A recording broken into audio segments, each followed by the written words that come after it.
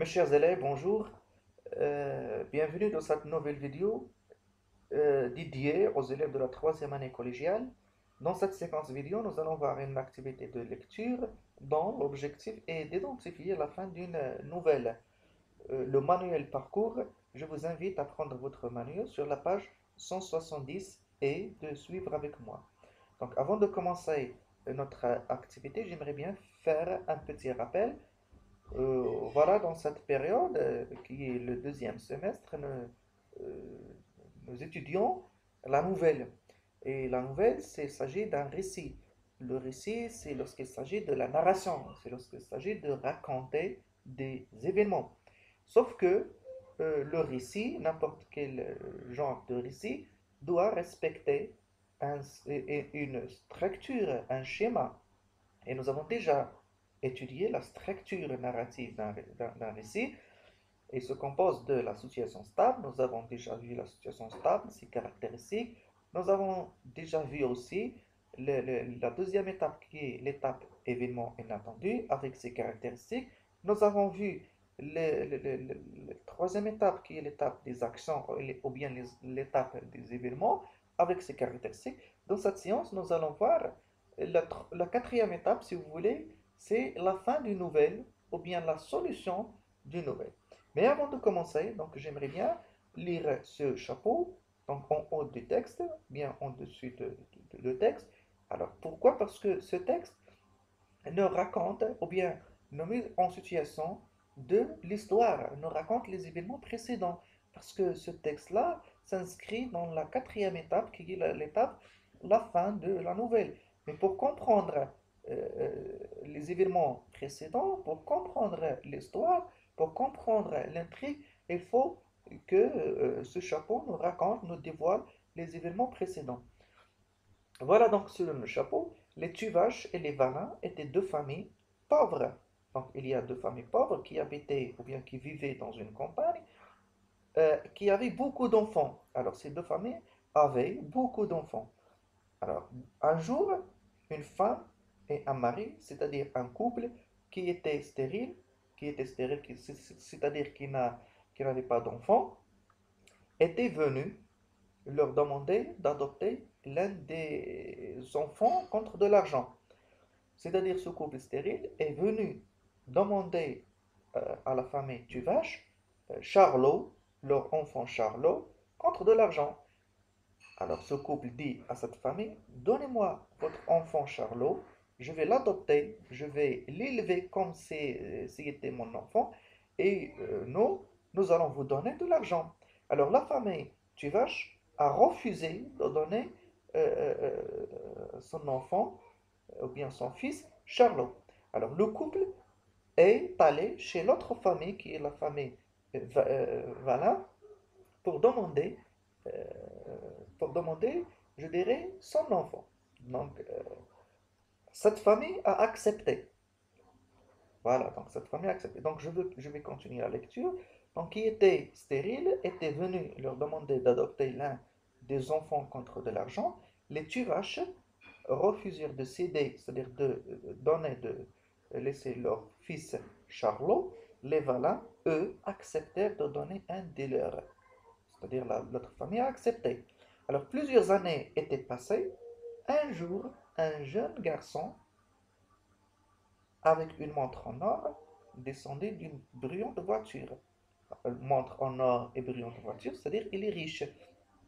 Et se rendait chez les Valins. Alors c'était qui? C'était leur fils adopté par le couple qui n'avait pas d'enfant. C'est-à-dire ce garçon qui a été adopté par le couple, il a grandi au sein d'une famille riche. C'est-à-dire avec ses parents par adoption, c'est-à-dire ce couple qui était stérile. Donc il a grandi au sein de cette famille était riche, donc l'enfant est devenu riche. Mais lorsqu'il est devenu grand, il est retourné, il est revenu voir sa famille d'origine, c'est-à-dire sa famille biologique. Voilà.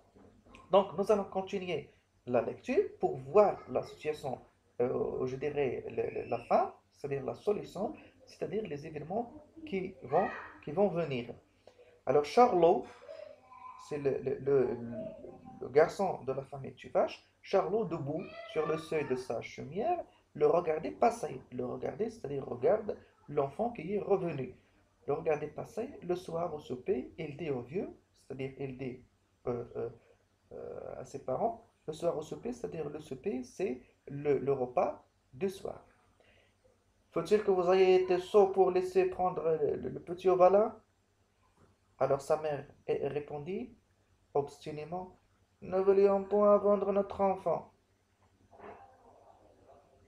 Le père ne disait rien, l'enfant reprit. C'était pas malheureux d'être sacrifié comme ça. Alors le père Tuvache articula d'un ton coléreux. Oh, vas-tu nous reprocher de t'avoir gardé? Et le jeune homme, brutalement, oui, je vous le reproche que vous n'êtes que d'ignorants. Des parents comme vous, ça fait le malheur des enfants. Vous mériteriez que je vous quitte. Alors que vous remarquez, Charlot est en colère. Pourquoi est en colère? Parce que ses parents ont refusé de le vendre à ce couple stérile. Pourquoi? Parce qu'ils pensent que si ses parents avaient accepté de le vendre, il serait maintenant hein, riche, comme ce garçon de la famille. Voilà. La bonne femme pleurait dans son assiette et gémit tout en avalant des cuillerées de soupe dont elle répondait la moitié. Tu veux donc pour élever des enfants. Alors le gars, rudement, j'aimerais mieux un autre poignet que d'être ce que je suis. Quand j'ai vu l'autre, quand j'ai vu l'autre, c'est-à-dire il parle de l'enfant qui est revenu, l'enfant de la famille Valin, l'enfant qui est devenu maintenant riche. Tonton mon sang n'a fait qu'un tour. Je me suis dit, voilà ce que je serai maintenant. Voilà, donc il se dit que si ma famille avait accepté, moi je serais maintenant riche comme cet enfant-là. Il se leva, tenez, je sens bien que je ferais mieux de ne pas rester ici, parce que je veux le reprocher du matin au soir. Je veux le reprocher. Le reprocher quoi? Reprocher de ne pas avoir vendu l'enfant. Alors, et que je ferai une vie de misère. Ça, voyez-vous, je ne le pardonnerai jamais. Les deux vieux se taisaient, atterrés, larmoyants. Il reprit, non, cette idée-là, ce serait trop dur. J'ai mieux m'en aller chercher ma vie ailleurs. Il ouvrit la porte, un bruit de voix entra, les Valins festoyaient avec l'enfant revenu. C'est-à-dire, la famille Valin fêtait ce retour, le retour de leur enfant. Ils fêtaient ça. C'est-à-dire, ils sont heureux, hein? Ils sont joyeux parce que leur enfant est revenu, et surtout avec de l'argent. Alors, il ouvrit la porte, un bruit de voix entra, les Valins festoyaient avec l'enfant revenu. Alors Charlot tapa du pied et se tournant vers ses parents cria, paysan, va! Et il disparut dans la nuit. Voilà, donc quand vous voyez, la fin de cette nouvelle, c'est que l'enfant Charlot, l'enfant de la famille Tuvache, lorsqu'il a vu l'enfant de la famille Valin revenir avec la voiture, avec la montre en or, avec de l'argent, il se met en colère. Et puis, il commence à reprocher euh, euh, donc, ses parents pourquoi? Parce que ils ont refusé de le vendre lorsque le couple stérile est venu le demander, bien sûr, pour l'adoption. Donc stérile, c'est-à-dire qu'il ne peut pas produire, qu'il ne peut faire venir au monde des enfants. Je dis par exemple une femme stérile, c'est-à-dire une femme qui ne peut pas donner deux enfants, qui ne peut pas reproduire des enfants. Alors, adopter, c'est-à-dire élever un enfant et lui donner des droits civils, comme s'il est son propre enfant.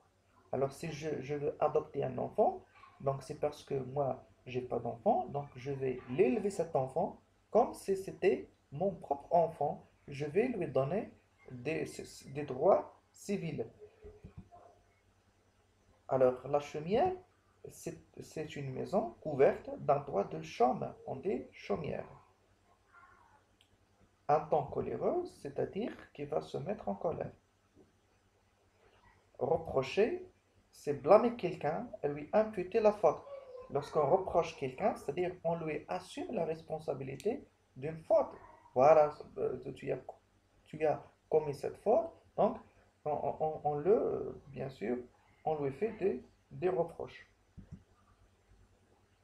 Alors, festoyer, c'est-à-dire festiner ou bien recevoir à une fête. Donc, ça, il s'agit d'une chaumière. Chaumière, donc, ce sont des maisons dans la campagne, dont le toit est couvert de champs. Et voilà, ça, c'est la campagne. Donc, des familles dans la campagne qui travaillent dans des champs.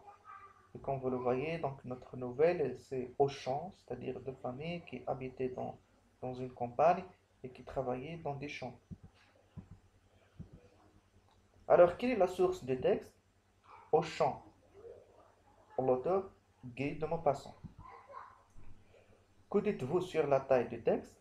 Alors, la taille du texte et le comment. Est-ce que la taille est courte? Est-ce qu'elle est longue?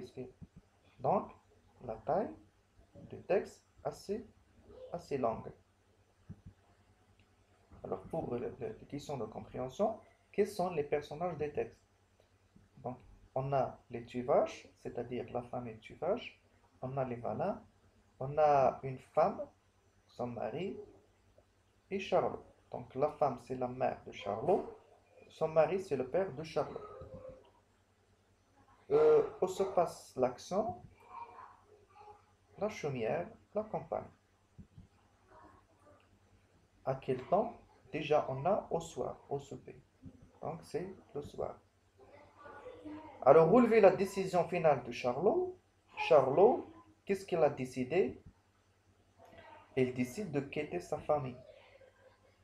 Pourquoi? Car elle reste, car si elle reste, elle reproche à ses parents de ne pas le vendre au couple stérile. C'est-à-dire, il a préféré quitter ses parents que de rester et de leur faire des reproches du matin au soir. Relever l'événement qui a déclenché cette décision. Alors pourquoi exactement maintenant Charlot a décidé ça?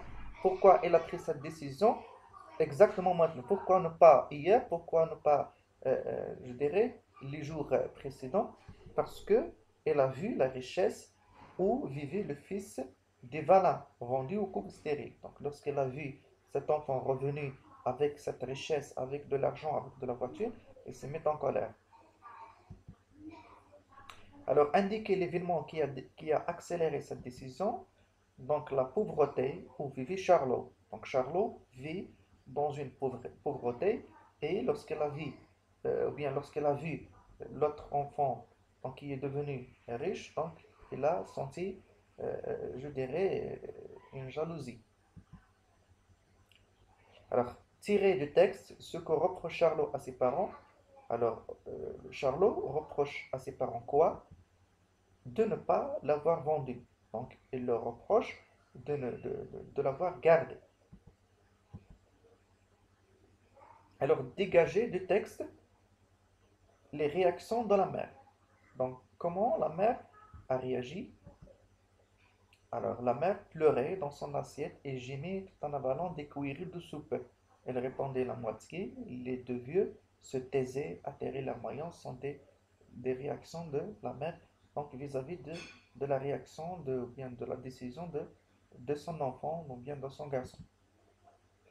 Alors, la réaction ou bien les réactions du père ne disaient rien d'abord, et puis un temps coléreux, et puis les deux vieux se taisaient.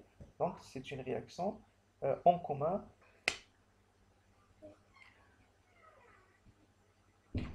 Quelle taille prennent les phrases? Courtes. Quelle impression dans ces phrases? La vitesse, l'accélération.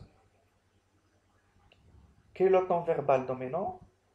Donc, on a le passé simple, c'est ouvrez, recréer, tout ça. Donc. Et puis, quelle est la fonction de dialogue dans ce récit? Donc, informative.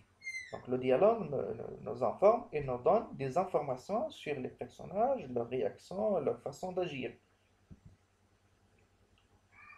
Indiquer dans le texte l'association finale de la nouvelle. Alors, quelle est l'association finale? Par quoi cette nouvelle a fini? Donc, la nouvelle a fini par donc l'ouverture de la porte par Charlot et donc la disparition dans et sa disparition dans la nuit. C'est-à-dire, il ouvrait la porte jusqu'à disparaître dans la nuit. Alors, la structure narrative de la nouvelle, euh, donc, si on fait un rappel, donc, situation initiale, par exemple, la famille Tuvache et la famille Vala vivaient dans des chaumières et travaillaient dans des champs. Ils avaient beaucoup d'enfants. Donc, ça, c'est la situation stable. Il n'y a pas de problème, donc il y a une stabilité. Il y a un cas de famille vivait tranquillement dans une campagne, dans des chaumières, et travaillait dans des champs et tout ça. Et puis, un jour, un couple stérile est venu demander d'adopter Charlot. Charlot, le fils de Tuvache. Donc là, on peut parler de l'événement inattendu. Donc tout ça, ce sont des événements précédents, ne sont pas évoqués dans notre texte. Alors, la famille Tuvache a refusé de donner son fils au couple, ça c'est première action. Deuxième action, le couple a demandé celui de Vala, c'est-à-dire l'autre enfant de la famille Vala. Les Vala ont accepté de donner leur fils au couple, autre action. Après des années, le fils des Vala, qui a été adopté par le couple, est revenu avec une montre en or et bien sûr à la main et une voiture de luxe, voiture brillante. Donc tout ça, ce sont des... Alors Charlot, le fils des Tuvache, le regardait avec jalousie et colère. Donc tout ça, on peut parler des, de la troisième étape qui est l'étape des actions ou bien l'étape des événements ou bien les péripéties. Maintenant, l'association finale. Donc Charlot est en colère, reproche à ses parents de ne pas l'avoir donné au couple, alors il quitte sa famille. Donc là, il s'agit de l'association finale de notre nouvelle.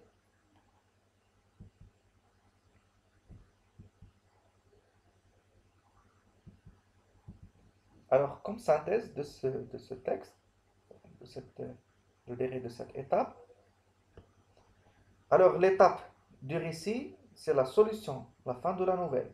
Ces caractéristiques, d'abord, événement déclencheur, c'est-à-dire c'est l'événement qui a déclenché cette étape, cette solution, c'est l'arrivée du fils Vala. Elle est devenue riche. Les réactions enchaînent, donc les réactions bien sûr de Charlot.